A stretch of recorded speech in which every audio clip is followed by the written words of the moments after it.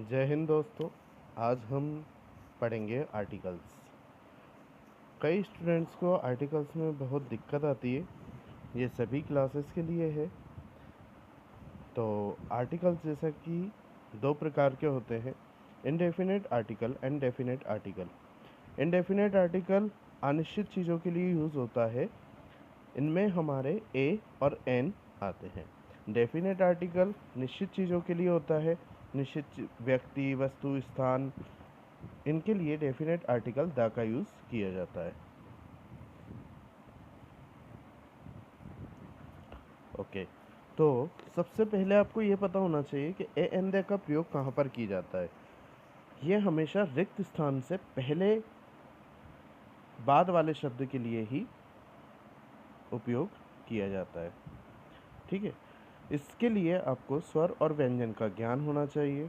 जैसे कि आप लोगों को पता होना चाहिए कि आ से आहा तक हमारे हिंदी में स्वर होते हैं। इन्हीं को इंग्लिश में वॉवेल्स बोलते हैं, ए ई आई ओ यू। जहाँ तक हिंदी की व्यंजन की बात करें तो ये का से लेकर ज्ञा तक होते हैं, और कॉन्सोनेंट बाकी बचे हुए अल्फ़ाबेट जैसे कि बी, सी, डी, एफ, जी, एच, है ना। अब हम बात करते हैं ए का यूज़ कहाँ पर किया जाता है। तो दोस्तों, ए का यूज़ कहाँ किया जाता है? जहाँ शब्द को पढ़ने पर उसका उच्चारण व्यंजन वर्ण में हो, तब वहाँ ए का प्रयोग करते हैं। जैसे a house, a young man, a book, a pen. Hindi के जो व्यंजन वर्ड होते हैं, अधिकतर हम लोगों को उसी पर ध्यान देना है। इसी प्रकार एन का यूज़ कहाँ पर होता है? तो एन का यूज़ हम बताएंगे कि जब हम स्वर जब अपन शब्द को पढ़ते हैं तो उसका उच्चारण स्वर वर्ण में होना चाहिए। जैसे an hour, an honest man, an umbrella, etc. इसमें से आप और भी यूज़ कर सकते हैं, लेकिन यहाँ पर आपको जैसे कि ऑनर लिखा हुआ है, ऑनेस्ट लिखा हुआ है, हॉर्स अलग है, ठीक है ना। जितने भी शॉर्ट फॉर्म होते हैं, शॉर्ट फॉर्म के लिए हमेशा ए और एन का यूज़ किया जाता है। कई अभी दा पर हम जब बात करेंगे तो दा के लिए एक यूज़ होता है पद के लिए, यानी कि आपकी पोजीशन के लिए।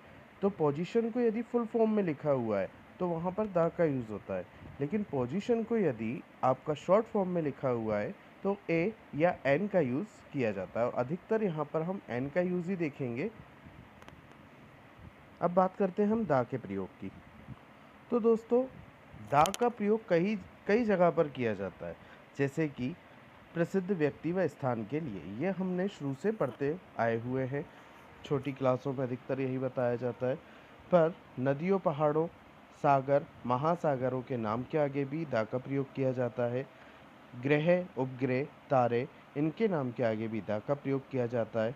फोर्थ, बॉडी पार्ट्स के लिए भी हम दा का ही यूज़ करते हैं। म्यूज़िकल इंस्ट्रूमेंट, जितने भी बजाने वाली सामग्री होती है, वाद्य यंत्र, उन सभी के लिए हम दा का यूज़ करते हैं। ग्रुप, जैसे कि the boys, the girls, the animals, ऐसे कई चीज़ों के लिए, समूहों के लिए हम काय का यूज़ करते हैं, द का उपयोग करते हैं। पोजीशन, जैसे कि मैंने अभी आपको बताया था कि पद के लिए भी हम काय का उपयोग करते हैं, द का उपयोग करते हैं। 8th नंबर पर आता है हमारा पवित्र ग्रंथों के लिए। पवित्र ग्रंथों के लिए भी हम द का ही प्रयोग करेंगे, जैसे कि the Ramayan, the Gita, the Quran, the Bible. फिर नेक्स्ट आता है हमारा दिशाओं के लिए। तो जैसे कि हमारी 4 दिशाएं हैं, ईस्ट वेस्ट, तो इनके लिए हम द का ही उपयोग करते हैं, the east, the west, the north, the south. Superlative degree, superlative degree जैसे कि जिसके मोस्ट लगा होता है, मोस्ट ब्यूटीफुल, है ना, इन मोस्ट, बेस्ट, फास्टेस्ट, इन सभी के लिए द का प्रयोग किया जाता है। जितने भी इलेक्ट्रॉनिक आविष्कार होते हैं उनके लिए भी हम द का ही प्रयोग करते हैं। तो आज की हमारी क्लास यहीं पर ख़त्म होती है। Thank you.